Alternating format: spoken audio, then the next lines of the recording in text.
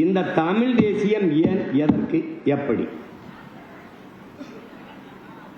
இப்ப நீங்க கேள்வி கேட்க மாட்டீங்க, நானே கேள்வி கேட்டு நானே பதில். இப்போ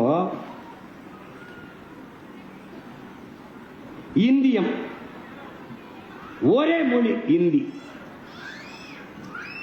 திராவிடம் இருமொழி, இருமொழி கொள்கை.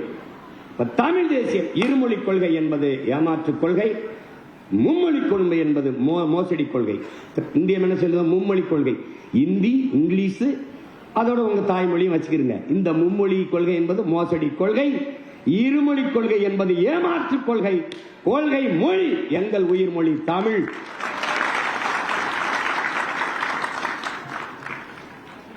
தமிழ் எனக்கு உயிர், தமிழ் எனக்கு தாய்மொழி, என் பண்பாட்டு மொழி, என் பயன்பாட்டு மொழி, என் பயிற்று மொழி, என் வழிபாட்டு மொழி, என் வழக்காட்டு மொழி, எல்லாமே எனக்கு தமிழ். ஆங்கிலம் வெறும் பயன்பாட்டு மொழி, அவ்வளவுதான்.